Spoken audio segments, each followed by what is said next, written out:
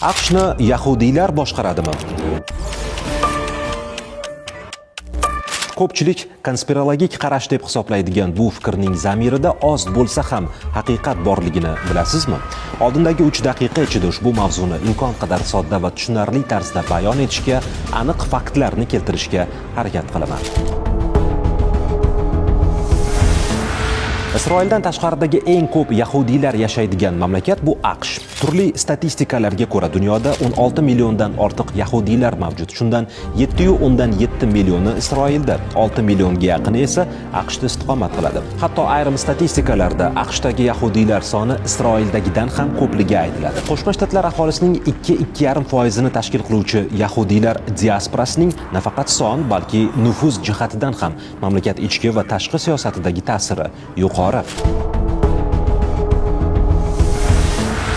AQSh prezidentlarining ma'muriyatlaridagi nufuzli lavozimlarda yahudiylar doim ko'pchilikni tashkil qilgan. Masalan, amaldagi prezident Donald Trump ma'muriyatini olaylik. Qo'shma Shtatlar prezidentining qizi Ivanka Trump va kuyovi Jared Kushner yahudiy ekanini ko'pchilik bilmasligi mumkin. Ivanka 2009-yilda Jared bilan turmush qurishdan avval ortodoks yahudiylikni qabul qilgan va hatto ibroniycha Yael ismini ham olgan. Jared Kushner hozirda AQSh prezidentining tinchlik bo'yicha maxsus vakili sifatida G'azoda o't ochishni to'xtatish kelishuvi hamda Rossiya va Ukraina o'rtasidagi tinchlik kelishuviga erishish uchun sa'y-harakatlarda asosiy rolni o'ynamoqda. U shuningdek Ibrohim kelishuvlarining ham asosiy me'mori sanaladi. Bundan tashqari, Donald Trampning Yaqin Sharq bo'yicha maxsus vakili Steve Witkoff, Mudofaa vaziri o'rinbosari Steven Feinberg, Oq uy apparati rahbari o'rinbosari Stefan Miller, Oq uyning sun'iy intellekt va kriptovalyuta bo'yicha maslahatchisi David Sachs, Federal Rezervning keyingi rahbari bo'lishi kutilayotgan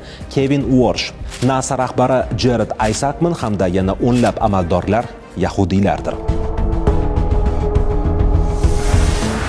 2025-yilgi statistikaga ko'ra AQShda 163 nafar yahudiy milliarderi mavjud. Jumladan, Oracle korporatsiyasi hamta'sischisi Larry Ellison, Meta asoschisi Mark Zuckerberg, Google asoschilari Larry Page va Sergey Brin, Microsoft sobiq ijrochi direktori Steve Ballmer, Dell Technologies kompaniyasi asoschisi Michael Dell, Bloomberg LP kompaniyasi asoschisi Michael Bloomberg va boshqalar shular jumlasidan. Endi siyosiy jabhaga o'tamiz. AQShda xoh respublikachilar hokimiyatga kelsin, xoh demokratlar, ularning barchasi Isroilni hamma jabhalarda to'liq qo'llab-quvvatlaydi. Bu AQShdagi Isroil lobbisi, boshqacha aytganda, Isroil manfaatlarini ifoda etuvchi guruhlarning ta'siri va nufuzi yuqoriligidan dalolatdir.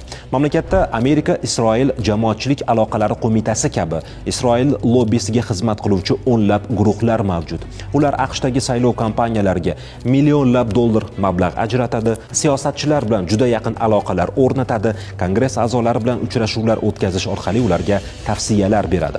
Shu kabi richaklar orqali bu guruhlar AQShning tashqi siyosati, ayniqsa Yaqin Sharq bo'yicha siyosatida yaxshigina ta'sir kuchiga ega bo'ladi. Yuqoridagilar sababli ham dunyoning iqtisodiy va harbiy jihatdan eng qudratli davlati bo'lgan AQSh, Isroil mamlakati tuzilganidan buyon uni doim himoya qiladi va qo'llab-quvvatlaydi. Do'stlar, mening nafaqat Instagram, balki Telegram sahifam ham bor va Instagramdan farqli o'laroq Telegram kanalimda yurtimiz va jahon maydoniga oid bo'lgan xabarlarni ko'proq yoritib boraman. Instagram profilimning biosida Telegram kanalimning havolasi joylashgan. Obuna bo'lib, eng so'nggi yangiliklardan tezkorlik bilan boxabar bo'lishingiz mumkin. Omon bo'ling.